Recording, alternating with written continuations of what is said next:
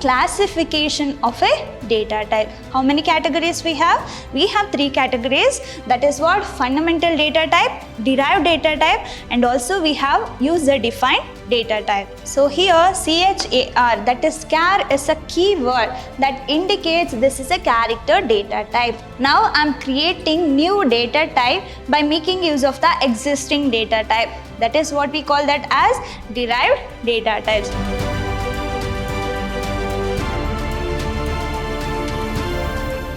Hello everybody, welcome back to the session 2 on 8th chapter, that is data types. I am Rohini TS, lecturer, Department of Computer Science, Vidyashram Pre-University College, Mysuru. So in our last session we learned about the chapter called data types, right? So what are the contents that I have discussed? So in the last session we discussed about data types, why data types are required and why it is necessary to specify the type of a data.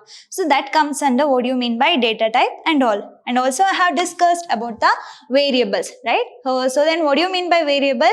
These are the identifier whose value will going to be changed during the execution of a program. That is what we call as variables. Then how we are going to declare the variables? First I have to take the data type. Then we are going to specify the list of variables. We are going to specify list of variables. At last, we have to use semicolon that indicates the termination of a declaration of a variable. Then how we are going to do the initialization of a variable? So initialization is nothing but what? That is assignment. We are going to give some initial value to the variable. That is known as what? Initialization of a variable. So there also we are going to use an assignment operator called equal. Okay. So first I have to take the data type, then variable name, then I have to give value. At last semicolon. For example, int a is equal to 10. So what we are doing? We are assigning the value to this variable. That means what? I am giving some initial value to this variable. And also we have discussed about data types, right? So what do you mean by data type and how it is classified and how we are going to do its declaration and what is the size? Everything we are going to discuss in today's session, right? So here we have a classification of data type. When it comes to the classification of a data type, which kind of data it will going to hold? Based on that, we are going to do the categorization. Then we have 3 types of data types. So data types are classified into 3 types. That is what? Fundamental data types. Along with that, in fundamental data types, we also have the modifiers. For example, if you go into any of the shop in order to buy the t-shirt, okay, so let me consider there we have a size called M and L, but you are in between the size of M and L. At the time, what you are going to do? You are going to purchase either M or L and you are going to do the modification, right? So based on the measurement of the physical structure, what we are going to do? We are just going to do the modification to the existing data. That is what we are going to call that as a modifiers. So this is one type and we have a second type, that is what? Derived data types, and we have user defined data types. And we have enumerated data types. It is also one of the type of this user defined data types. So now let me get into today's session along with the classification of a data type. How many categories we have? We have 3 categories. That is what? Fundamental data type, derived data type, and also we have user defined data type. So then what do you mean by fundamental data types? So fundamental data types, as the name indicates, fundamental is nothing but what? That is built-in data type. That is built-in data type. That is not done by any of the human. Okay. So computer only will going to provide some of the data type. That kind of data types we are going to call that as fundamental data type. And what are the categories we have in fundamental data type? We have integer, character, float, double, void, and we have boolean. So when it comes to the derived data types, so in derived we have array, function, pointer and references. Then what are the categories which comes under this user defined data types? That is what? Structure, union, class, and we have a enumeration. Okay, so in this, what and all you have to understand, so which data type belongs to which type of category, that means whether it is fundamental or user defined or derived data type, and also you have to understand which keyword we are going to use and what is the size and how we are going to declare, along with 1 or 2 examples, then that will be enough in order to understand each type of data type. So let me get into the first one, that is integer data type. So when it comes to the integer, as the name indicates, integer in the sense what? It can be a combination of 0 to 9 numbers, right? So it will going to hold which kind of data then? It will going to hold only whole numbers. So when it comes to the int data type, it will going to hold whole numbers and it should not contain any of the fractional part. For example, it must contain 10, 20, like this. So these are the whole numbers. It should not contain any of the fractional part. So 0.5 is a fractional values. So in order to hold that whole numbers or complete digit as a data, then we are going to use int data type. So this will mainly going to store integer and it should not contain any of the fractional part. Right? Then what is the size of this integer? So it will going to vary based on the type of processor we are using. Okay, so it can be either 2 bytes or a 4 bytes. If it is 2 bytes, then it is equal to 16 bits. So 1 byte is equal to how many bits? It is equal to 8 bits. Then if it is 2 bytes of memory space, then it is nothing but what? 16 bits of memory space. Okay, then what are the operations we can perform by making use of this int data type?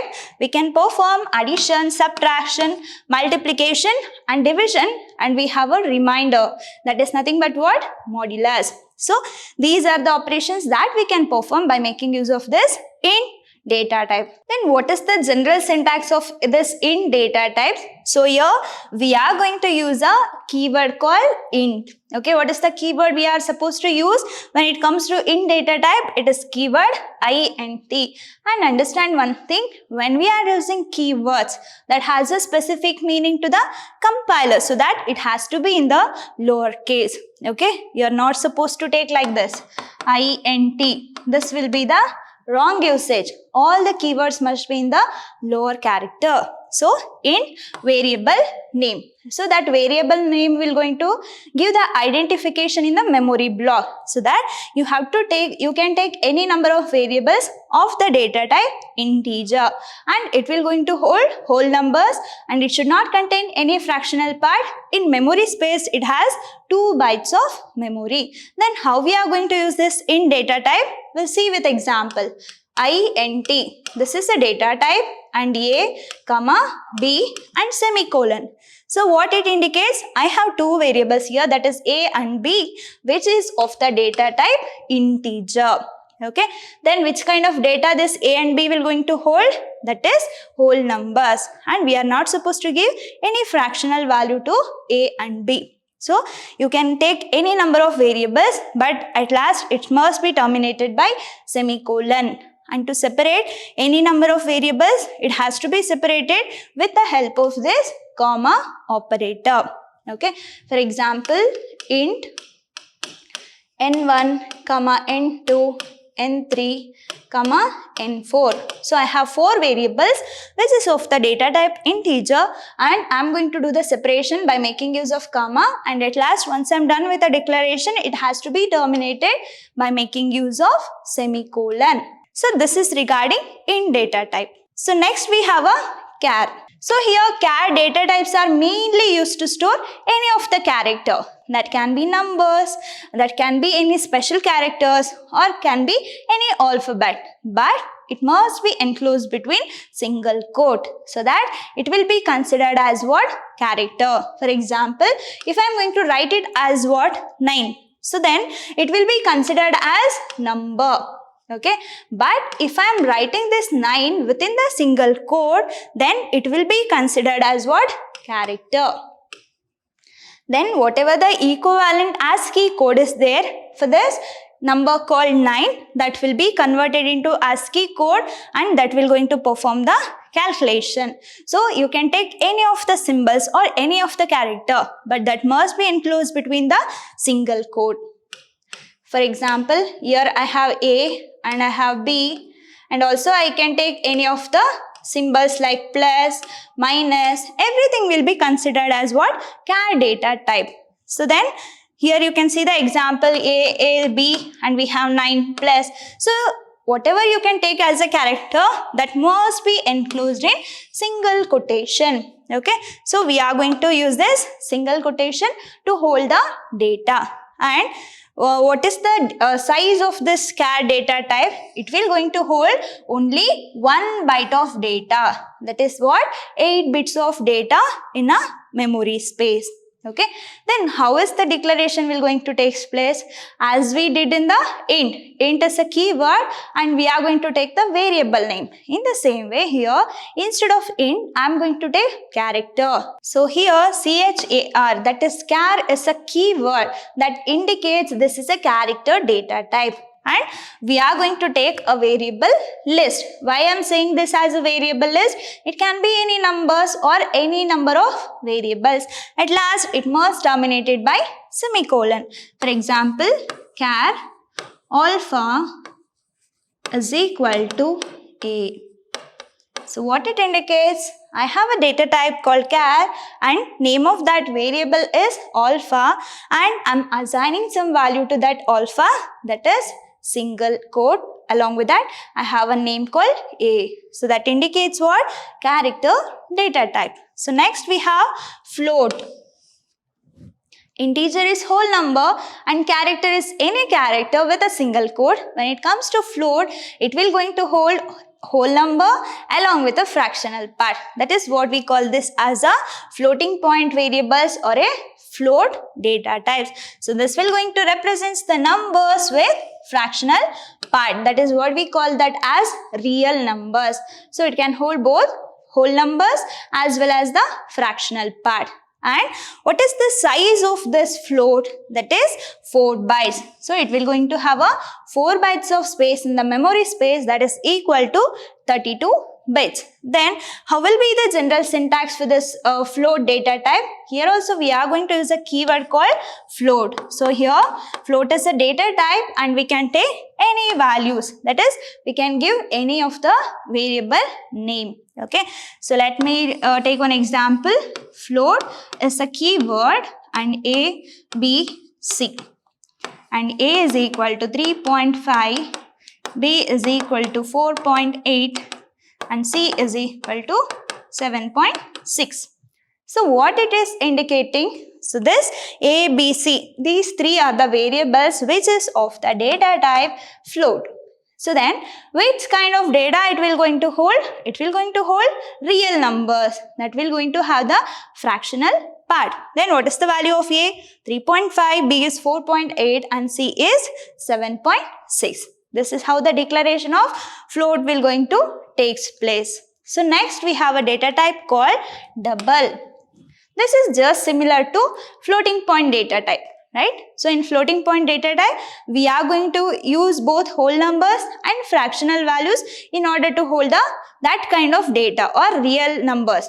So that when it comes to the double, it is also similar to float data type, but in float data type, we are going to use the single precision. So it will going to hold only single precision data values, but when it comes to the double, it has the ability to hold what double precision data type. So double in the sense what? Double precision. If you want to store the long number with a fractional part, then you have to declare a data variables which is of the data type double here.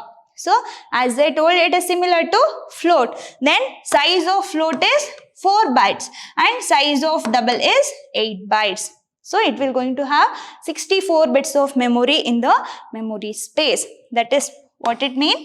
It has a 8 bytes of memory space. So then what is the keyword we are going to use in order to declare the double variables? That is, double is a keyword and we can take any of the variables. At last, semicolon. For example, double A comma B. So for A, I can give 3 into 5e minus 3 because it has lengthier value, right? So that will be represented with this double data type. It will going to hold the double precision values. For example, 13.986348. This is just a random number that I am taking. Okay, so it has a more memory space than the float. So that is what meant by this double type. So next we have another data type which comes under fundamental, that is void. So you have to avoid void. Why we have to avoid void? Because it will not going to perform any of the operation and it will not going to return any of the values. So that this data type, void is a data type which comes under fundamental data type, right? And it will going to has no values and it will not going to perform any of the operation. So, and we are going to use a keyword called void. So, if you just remember main function, that is what? Void main. So, your main is a function which is of the data type void. It will not going to perform any of the operation and it won't return any value back to the main function. That is what they meant void here. Okay. So, set of values and the set of operations are empty. It will not going to perform anything and we have a keyword called void. So, that data type will be used with any of the functions. That is what about this void data type. So, next we have bool. That is the bool type. So, bool in the sense what? Boolean. So, computer understands what? Boolean values, right? That is either 0 or 1. So, 0 is nothing but off and 1 is nothing but on. So, when you want to have zeros and 1 as the answer or when you want to store the value either true or false. So, true is nothing but what? That is 1 and false is nothing but 0. Okay, so this bool data type will going to have the logical values, that is either true or false. If it is true, it is 1. If it is false, it is 0.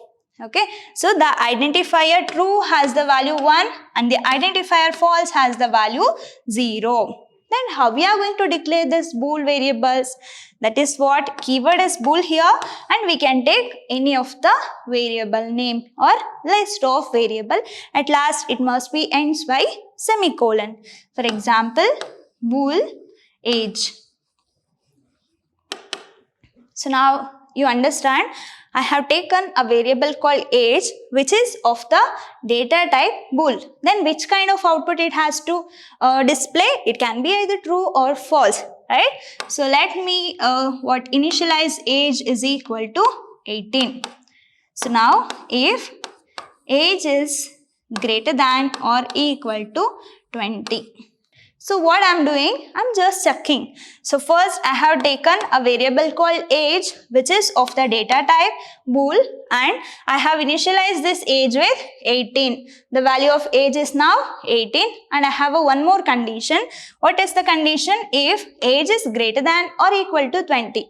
Is age is greater than or equal to 20 here? What is the age? That is 18 is greater than or equal to 20. Is it true or false? It is false. Why? Because 18 is not greater than or equal to 20. So that the value will be false. If it is false, then that is equal to 0. This is how this bool data type will going to work. So this is all about fundamental data type. So fundamental data types are nothing but built-in data types that will be computed and that will be given by the compiler itself. So here you can see the table of content which summarizes all fundamental data types. Here we have a types and we have a size along with a range and example. That means which kind of data it will going to hold. We have a int, character, float and double. Okay, so these are the most commonly used type of data types which comes under fundamental data types. So in fundamental data types we know the size, right?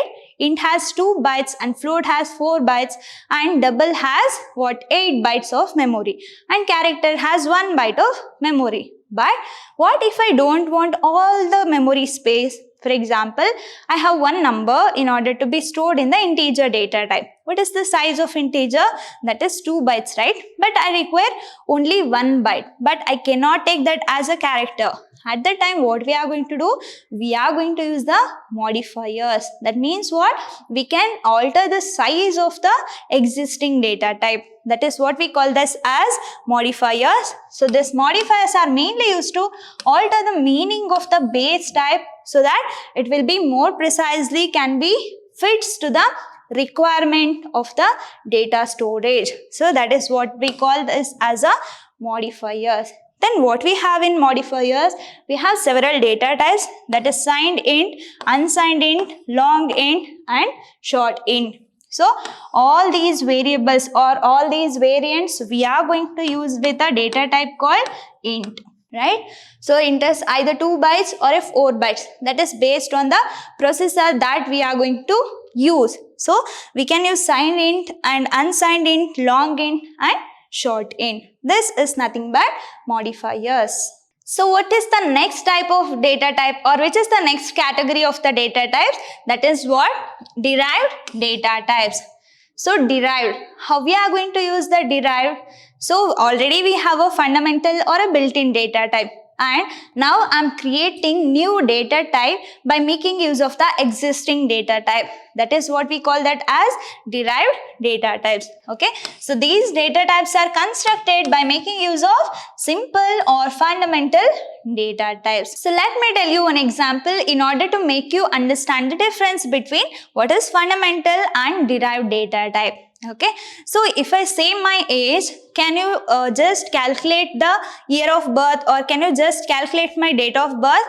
No, right? But if I say my date of birth, you can easily find out my age. So here what I'm trying to say is age is nothing but what? Derived data type, and date of birth is a fundamental data type. Okay, so date of birth as a fundamental data type. So by making use of this fundamental data type, I can derive another value, that is what? Age. But we cannot find the date of birth by making use of this age. Okay, so that is what the difference between fundamental or a built-in and derived data types. So this derived data types are mainly constructed by making use of the fundamental or a basic data type. Then what are the concepts or what are the data types which comes in derived data types? We have arrays, functions and pointers, and also we have references. So these are the data types which comes under derived data types. And also how you are going to learn about arrays and functions in your portions, and some of the introduction part about this pointers. So that will be your coming chapters name. Okay, which is the last type of data type? That is what we have user defined data type, right? So when it comes to the user defined data type, you can also use fundamental and derived along with the user defined, but it has more flexibility than those two data types. Okay, so you can construct your own kind of data type based on your requirement and based on the operations that you want to perform. Okay, and also we can use fundamental or a built-in data type in order to construct your own kind of data type. That is what we call that as user defined data type. Okay, then what are the data types or what are the concepts which comes under this user defined data type? So here it includes what? Structure, union, class and enumerated data type or enumerations. Okay, the operation is enumeration, the data is enumerated data. Okay, so this is about user defined data type. It may include structures, unions, classes and enumerations. Okay, so now we'll see about this enumerated data types. So which comes under which category? This enumerated data type comes under user defined data type, right? It has more flexibility. It is mainly used to construct their own kind of data type. Okay, I don't want to hold what integer values only, or I don't want to hold only fractional values. Okay, as per my requirements and as per the operations, I have to create my own kind of data type. Then we have to go with user defined data type. And this enumerated data type is also one of the data type which comes under user defined data type. Okay, this will going to hold a set of named constant. That is what we call that as enumerators. So in all other data type, we are going to hold only variables, right? So if it is variable, the value will going to be changed during the execution of a program. But I want the value to be same until the execution ends. That is what we call that as constant, whose values are remain same even during the execution of a program. Then if I want to hold that set of constant value, then we have to use a concept called enumerated data type. And we are going to use this enumerated data type as a user defined data type, and it will going to consist of a set of named constant, and that named constants are called as what? Enumerators. And then which is the keyword we are going to use? So here we are going to use a keyword called enum. Okay, enum. So that indicates whatever the constants that I am going to declare with this category, then we have to use a keyword called enum. That indicates it is a set of constant values. Okay, so enum is the keyword that will going to assign the values 0, 1, 2, 3 up to n numbers. If my n is 5, then 0, 1, 2, 3, 4, 5. Okay, up to that value it will going to take. So whatever may be the name of that variable, but first constant value is always 0. So next constant value is always 1, and it will be like that. So why we are going to use this enumeration? In order to store the set of constant values. So here this will going to provide an alternative means for creating symbolic constants. For example, I have WebGYR. So here what I am going to do? I am going to use this enumerated data type for this WebGYR. Okay, and also I am going to assign some initial value, that is constant value, to this WebGYR. For example, enum WebGYR. So this V indicates 0, this I indicates 1, okay, and this B indicates 2. In this manner, it will going to be stored as a constant value for the given names or given set of constant. So now we'll see the syntax in order to declare and in order to define. Okay, which will going to take place first, definition or a declaration? That is declaration. So how we are going to use? Here enum is a keyword and we are going to take the tag declarator. Okay, then how this definition will going to happen? We'll see. Enum is a keyword and this indicates the name of a tag. So here also I can take it as enum and then rainbow. Rainbow is the tag name, and within that I can have a set of constant, that is VIBGYOR. Okay, in that manner we can declare. So here enum is a keyword and tag we have to give the name of a tag, and here we have a list of enumerator. Enumerator in the sense that is set of constant values. So here I can say you an example. Enum is a keyword and tag name is choice. Then what are the enumerators I have? I have very bad, bad, satisfactory, good, very good. Okay, so how many options I have? I have 4 options. I have 0, 1, 2, 3 and 4. We have 5 options and it starts from 0 if my choice is 1. Choice, my choice. If my choice is 1, then what is the value it will going to return? It will going to return bad. If my choice is 4 and it will going to return very good. Okay, so this is how this enumerated data type will going to work. This is all about fundamental data type, user defined data type along with derived data type. I hope you all understood with today's session. Along with that, we are at the end of this chapter, that is data type. You are going to get this chapter only for 2 marks. So you have to concentrate on each kind of data type along with its declaration and how we are going to do the calculation. That means what is the memory allocation and how we are going to declare along with one or more example. It is important. So let me meet you in the next session with new chapter. Until that, keep learning, keep on growing. Thank you.